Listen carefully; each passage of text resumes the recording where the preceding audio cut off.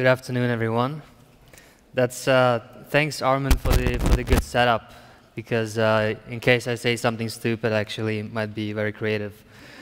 So I'm here to tell you about a little side project that I started about 4 months ago that actually ended up consuming most of my life since then. And it was about bringing creativity back into US classrooms. And the project was called No Right Brain Left Behind. And I want to tell you a little story about how it all started. And I'm in advertising. In advertising, I used to love to go into conferences. At conferences, right, it's kind of important. We share ideas. We meet new people. We network. And all that is important. And I went to a conference about 5 years ago, and it was called the Idea Conference, and very much on brand. It was about ideas.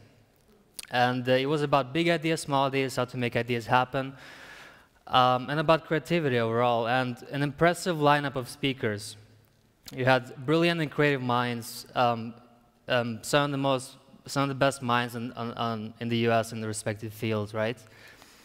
And to me, one thing was a bit off because to me, ideas and creativity is actually about making things, right? You can have a great idea on paper, but if it's on paper, unfortunately, it's only an idea. You have to make it. And this conference, right, I saw all these great, brilliant minds gather for 2 days, and they talked, and they left. And to me, that was awkward. It didn't make sense, right? How come conferences rarely produce something of value, something original that can live on beyond the conference?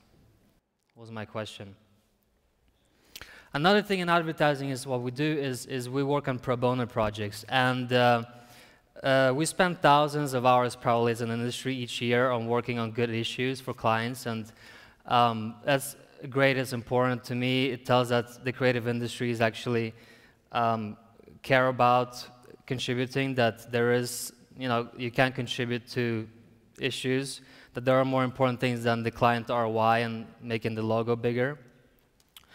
And but to me, most of these pro bono campaigns are sporadic and lack momentum. And to me, it didn't quite make sense either. So No Right Brain Left Behind, the vision behind that was to bring the creative industries as one unit once a year, alongside a conference or something else, and to actually tackle one burning issue, one crisis, as one entity. And the idea was to produce something afterwards that could live on after the conference. By collaborating with Social Media Week 2011 back in February, we found a model that would unconference the conference and actually could produce something that would live on, right? The teams were invited to work virtually from the creative industries and collaborating on something. And we felt like we had to embody the crisis. So we felt like the 7 days that was given to the teams were actually embodying the concept of the crisis, of creativity crisis in US schools, that the crisis cannot wait. You have to deliver. So the teams got 7 days. And of course, we had questions like, how do we brief so many people in such a short amount of time on such a complex issue? What do we mean by creativity in the classrooms? Do we want to put more art classes in the curriculum, more musicians, or more music? But for us, it was never about the craft of creativity, right? It was not about musicians and artists. It was about realizing that creativity is lacking in US education. Creativity is a fundamental part in education a future generation, a fundamental part in someone's ability to solve problems creatively for the 21st century. Because the truth is this, we're leaving the next generation of people with issues that we created for them, right? Unintentionally, yes. But this was about the creative industries realizing that and contributing to some sort of solution. So we went to work. We went from 2 people to 15 people in a week. It was around January, probably. And our planning team was compiling briefs on everything from intelligence to assignment, on the mechanics of the competition, on inspirations. And the question was, how do we get people smart as fast as possible? Because they need to deliver very fast. Open invitations to not the companies and agencies. We got huge media support from Fast Company, Good Magazine, a lot of support from our friends. And teams were forming really quickly. Art directors were working with school principals, creatives were working with strategists, and teams from universities to high schools to advertising agencies, design shops were forming teams. And we got help from globally, even from countries like Australia, South Africa, New Zealand, Peru, Europe, and many, many more. Teams were encouraged to upload their ideas to the site, and I envisioned the site to be almost this organic piece that would grow as the thoughts were populated, as the ideas came in, and the more ideas, the more thoughts from the teams, the more it would grow. And the boxes you saw over there were actually posts and ideas from teams that were contributed.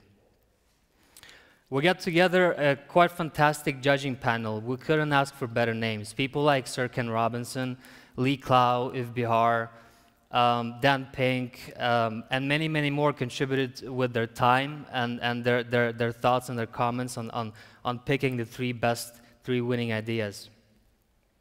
So at the end of the 7 days of the challenge, we had over 300 submissions from over 100 teams. And you can see some of the teams in the, behind me. And the thing is, we had all these 300 submissions, but we needed to bring them down to the 10 strongest ideas that we could present to the judges and pick the 3 winning concepts that one of them would be piloted.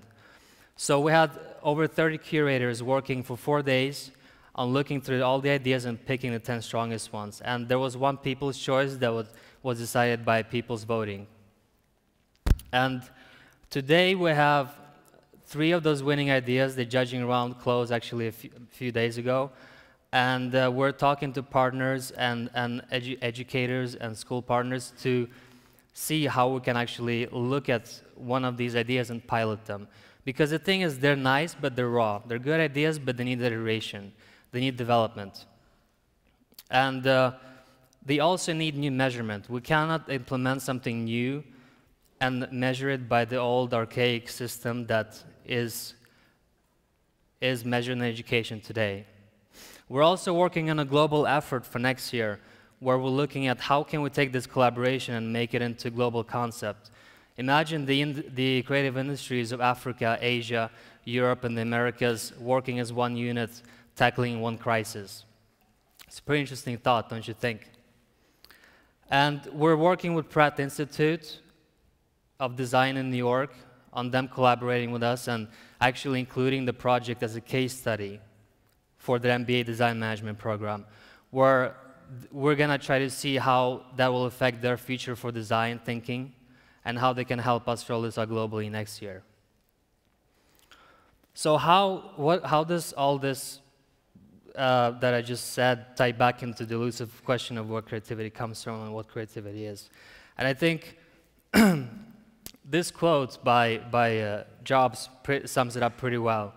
He gave it to the graduating class of Stanford a few years ago at the end of it, at the end of the speech.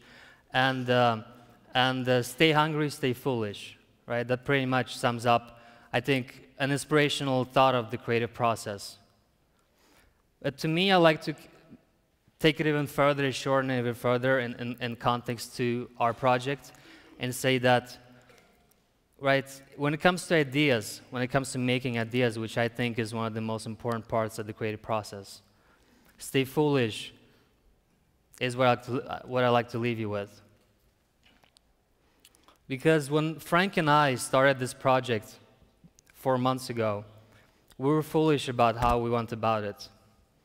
We had little or no knowledge of the complex mechanics of how a competition like this could work, how a challenge could work.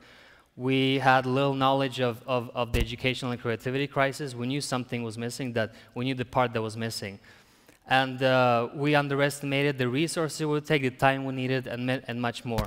But at the same time, it's absolutely clear to me that it was our foolishness that actually allowed us to make this and to make this happen, right?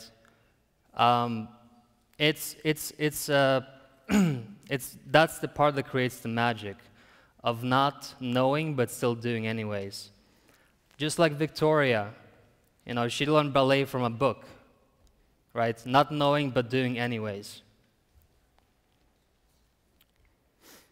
And now we have the 3 winners, and I'd like to present them to you here today for the first time. I know that people are watching, the teams are watching this streaming live online. And before I do that, we have 2 concepts that I'll have to talk about, and more of these are on the site because I'm not going to have time to explain each one of them. So if it doesn't make sense, you can go and check it out on the site. Please do. So the first 2 concepts, the first concept is Let's Go by Draft FCB. And we felt that because there were so many ideas that were not shortlisted, that we hate to see ideas die and good ideas die. And Draft FCB came with an approach and a strategy that could actually incorporate many of these ideas and have them live on. Even though their approach was not an idea, it was more a strategy, we still feel it's important to mention them and to actually invite them to bring all these ideas along. And the People's Choice is Kings and Queens of Creativity, which is a game that allows children and schools to actually challenge each other and solve each other's problems.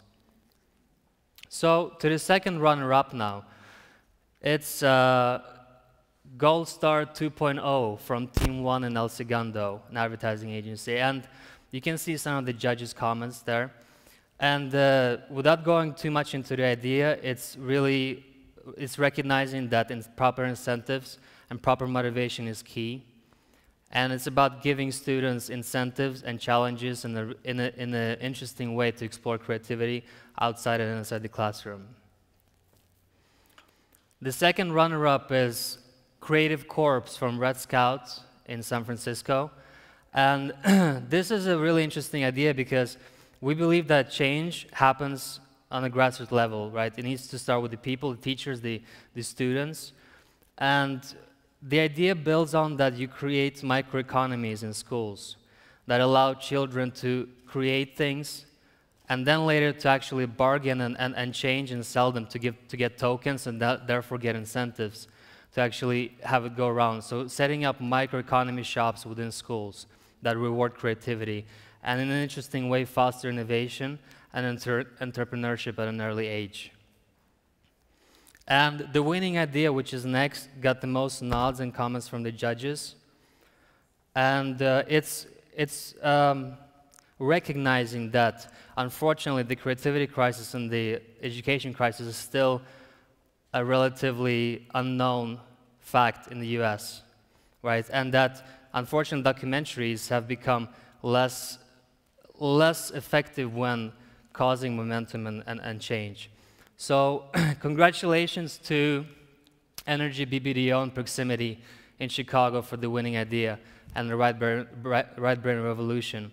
And it's an idea that's really simple that takes pop culture and combines it with the education in the crisis.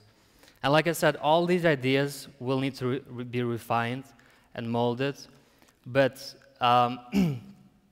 the judges felt that the team understood that the crisis needs to be publicized in a much bigger scale than it is now. So the body work we've seen is quite incredible, and we're really standing at a place now where we're talking to people, we're talking to partners about how should we pilot one of the 3 winners, because like I said, they need to be developed. Only then can we see which one of them will be best suited to be a pilot. Also, we're standing at a stage where we're taking this globally next year, and it's a big thing, but at the same time, it's something that we really believe in, and we're looking forward to come back bigger and stronger, more organizations involved, more people involved, and we want to invite everybody to join, to do this, and come play with us. And we do promise to keep staying foolish. Thank you.